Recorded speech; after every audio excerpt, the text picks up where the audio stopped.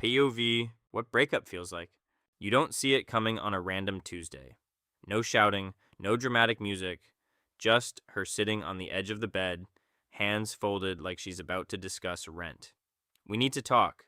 4 words, heartbeat, 112 beats per minute. Room temperature, 23 degrees Celsius. Distance between you, 2 feet, feels like 2 miles. You nod like this is a normal meeting, like you're about to review a grocery list. She says she's been thinking. She says she feels different. She says she doesn't know who she is anymore. You hear, I am leaving.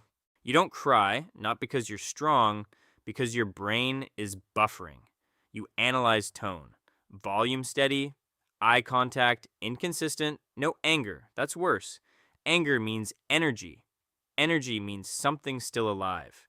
This feels like paperwork. She says, it's not your fault. You nod again. That's the second lie of the night. You try negotiation. What can I fix? What did I do? Is there someone else? She shakes her head. Not defensive, just tired. You start listing improvements like a performance review. I'll go to the gym. I'll communicate better. I'll stop working late. I'll plan more dates. You sound like a man applying for his own relationship.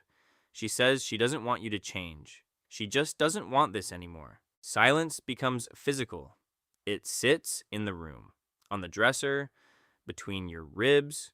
You look at the framed photo from last summer, beach, sunglasses. You both look like people who believed in something. That version of you doesn't know what's about to happen.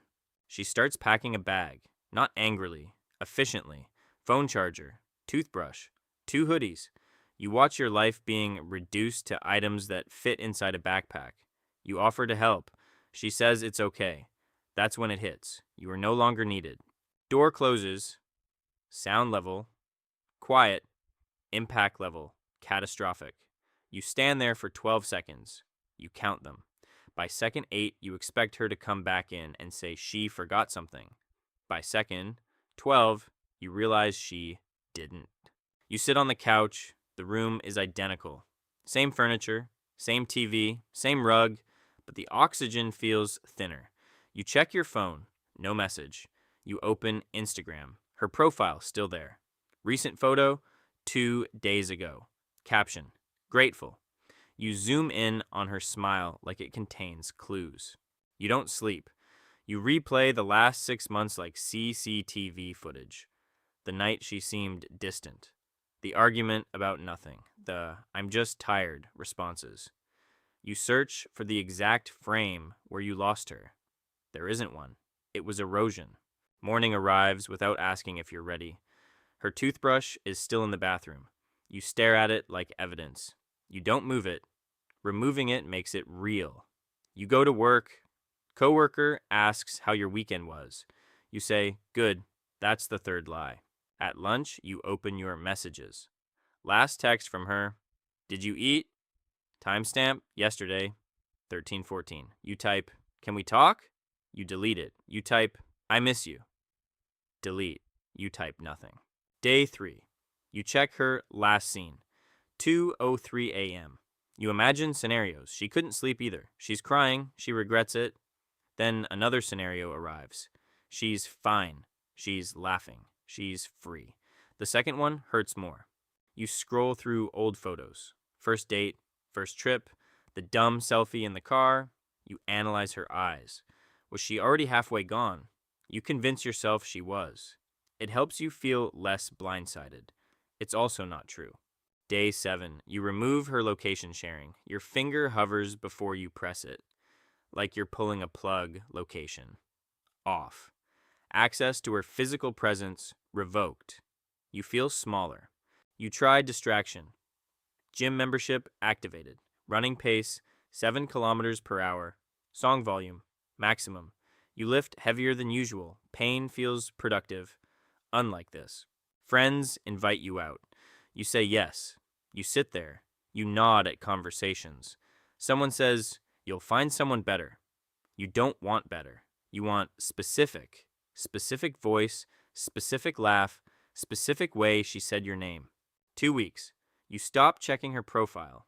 Not because you're healed, because you're scared. Scared you'll see a new face in the background, a new caption, a new beginning that doesn't include you. You rearrange the apartment, move the couch, remove the photo, change the bed sheets, environment modification, attempt to reduce memory triggers. Effectiveness, low. Memories are portable. You dream about her. In the dream, nothing happened. She's making coffee. You're complaining about traffic. You wake up, and for zero point 0.8 seconds, it feels real. Then reality loads. 1 month. You don't cry every day anymore. Now it's random. At a grocery store, when you see her favorite cereal.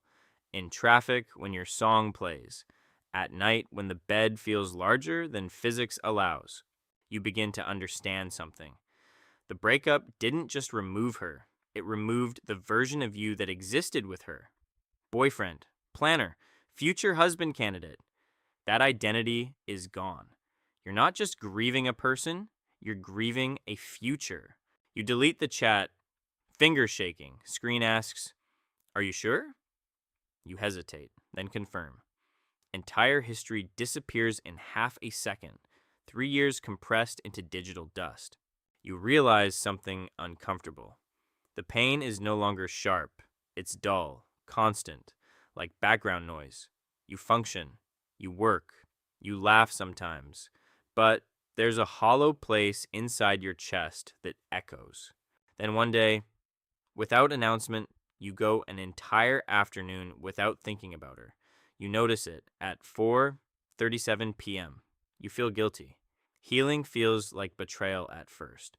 You still miss her, but you don't feel like you're drowning anymore. You understand now. A breakup isn't a single event. It's a slow detachment, like pulling Velcro apart.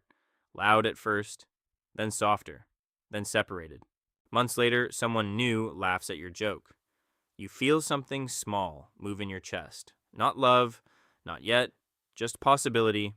You don't compare it, you don't measure it, you just let it exist. And that's what breakups actually feel like.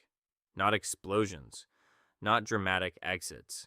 It feels like standing in the same room you always stood in, realizing one person is gone, and slowly, painfully, learning how to exist in that room without them.